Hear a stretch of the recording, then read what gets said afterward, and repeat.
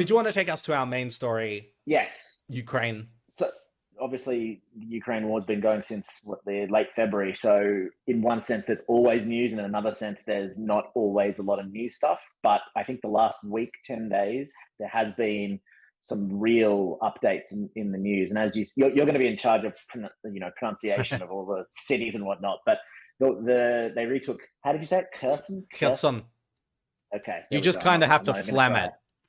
Yeah, I'm not even going to try to do that. So Ukraine obviously was remarkably triumphant coming back into that with relatively little resistance. I mean, the Russians kind of got pinned against the river there and a bit of a chaotic extraction. We have the missile hitting Poland, as you said, on when was that, Tuesday? And then the news today about the MH17 tribunal in the Netherlands. So there is quite a lot of actual new news. So why don't we start with I give a quick update on where the front lines are these days? Because I mean, again, that's been a moving line. So we've got the map up there, which shows the current situation, which is Crimea in the bottom in the black shaded portion.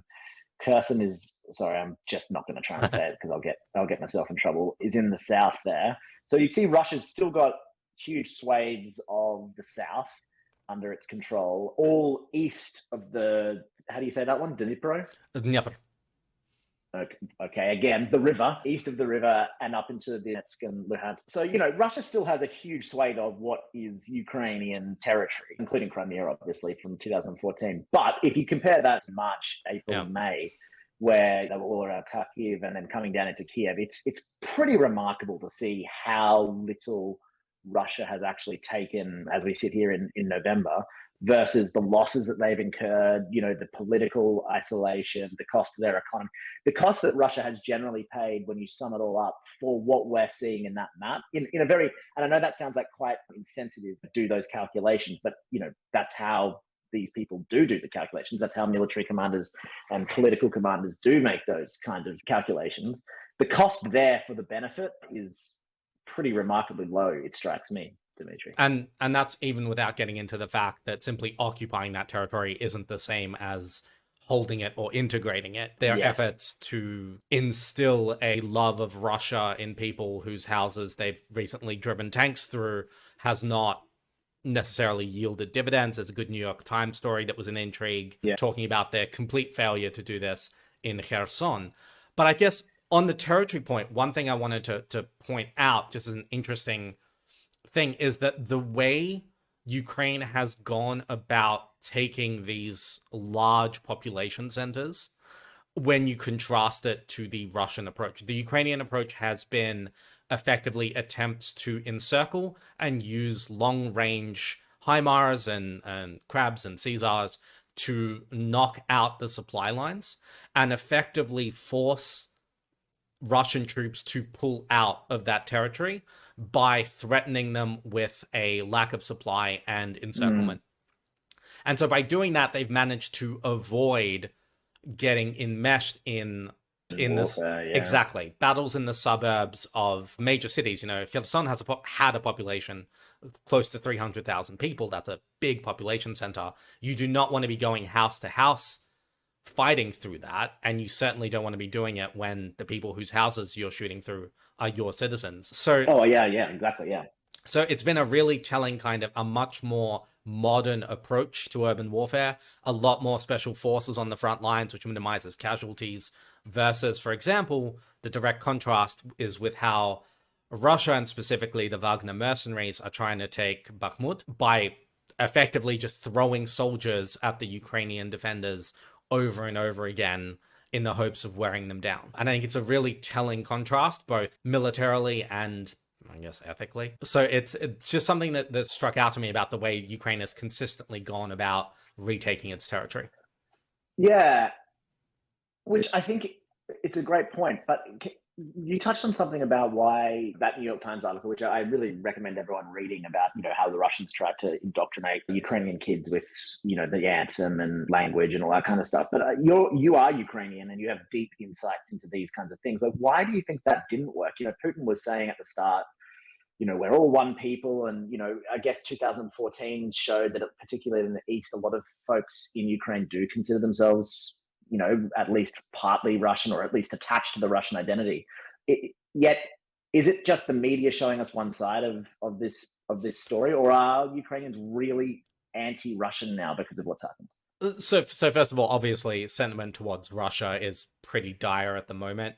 I would say that a lot of the reporting misconstrued sentiments in the East, which, like, I am positively disposed towards Russia, or I would Versus support I a am part, Russian. exactly, or I would support a party that wants closer relations with Russia, Right. versus like I want to be ruled by the Russian Federation or I am a Russian citizen abroad. Yeah. And so I Yeah. think that part of also the Russians just aren't very good at this in a short term. We've got leaks from Ukrainian intelligence and others of the way they were trying to do this indoctrination. And like this is not sophisticated psyops, guys. Like making kids sing the anthem when like their schools are ruined because you shelled it probably isn't going to do it, and it's certainly not going to do it in 4 months. So, I mean, it's it's a very colonialist attitude, isn't it? It's sort of very oh like walk in there and they will love us, and yeah, we will simply give them cricket or whatever the Russian version of that is. and the track record of colonialist regimes making anyone but their sort of chosen local rajas like them is pretty bad. Most colonial regimes were detested by the people that they ruled over, apart from a very small ruling elite that directly benefited from. And that seems to be what's happened here as well. They were very popular with the people they made governor of the region, having Right. sometimes like pulled them out of a prison. Right. Yeah. So if you take, well, I mean, for example, you mentioned the media kind of not getting the nuances of that story right. If we pivot then and kind of look at that Polish missile situation in earlier this week, which I think initially hit the media, perhaps not mainstream media, but at least the sort of Twitter sphere and other outlets as, oh my God, Russia has attacked Poland slash what, NATO Article 5 nuclear war is imminent. What's your take on all of that situation? So at the moment, what we have is that a missile hit Poland and unfortunately killed two farmers. It hit near a farm. The Ukrainian president is saying that his people are telling him it was a Russian missile. NATO appears to be saying that they believe it was a Ukrainian anti-missile that hit this farm. And at the moment, both are sticking to their guns until somebody investigates. Now, my sense is this was never going to trigger World War III. There are three options here for what could happen.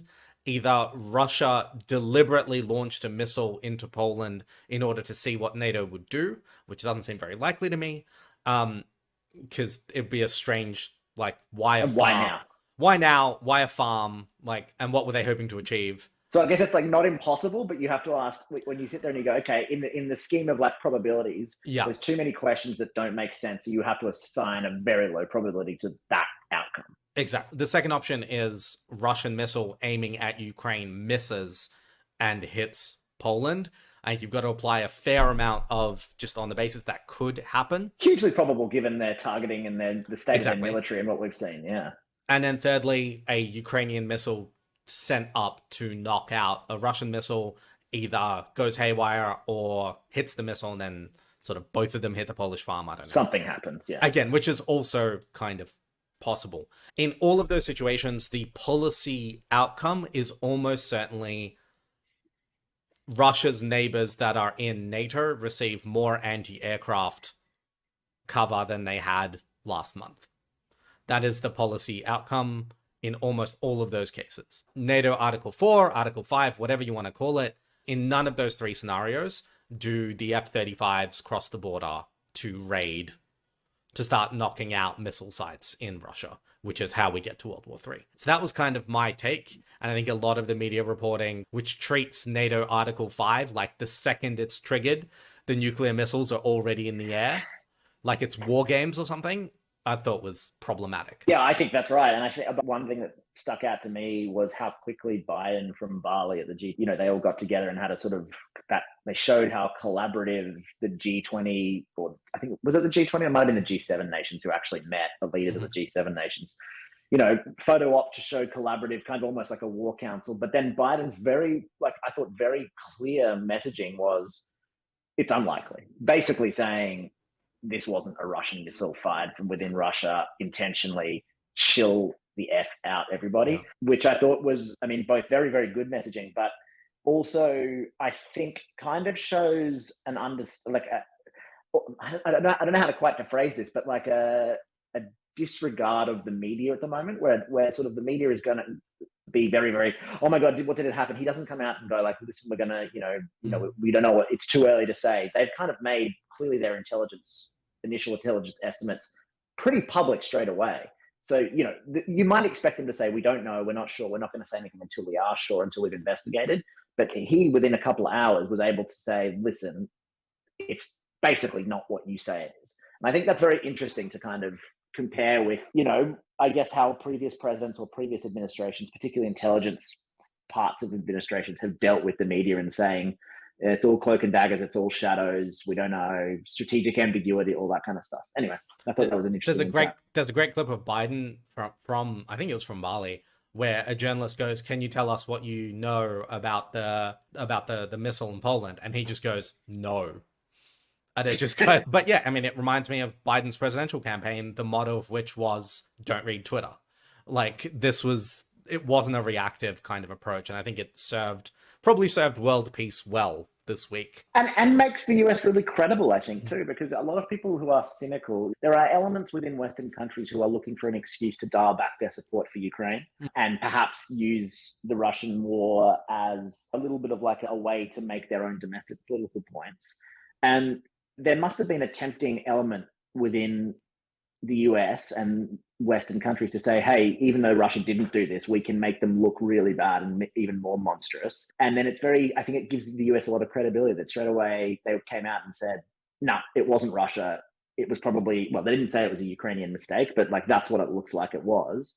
And I think now it makes them, the next thing they say, just add the believability to their statements, which I mean, they have a lot of work to do in the trust deficit as a country in general, but I think it's an interesting outcome. And I think that is a good segue into the idea that if nuclear war is the kind of big flashing light on all of this, it's a good thing that it seems like there are adults in the room, and it's a good thing that it seems like Russian and US officials are talking relatively frequently. Like the CIA director was in Ankara in Turkey earlier this week to meet Narishkin. How do I say that? Narishkin. Perfect. And his counterpart in Russia to kind of I'm sure to have conversations about like vaguely coded messages where they sit there and say, my president just told me to tell you this. But the idea that they're having conversations, you can get a feel for people in the room, you can get a sense for if they're kind of paranoid and you can correct misgivings. It's so important to keep talking. I think that's kind of a pretty positive thing. I don't like to use that word around this whole situation, but I mean, just the fact that there is someone that you can call in Russia to go, did you guys just launch a missile attack on Poland? What are you doing? And they go, no, we didn't. And you have somebody to start that dialogue with rather than sitting on opposite ends of a wall, I think is helpful.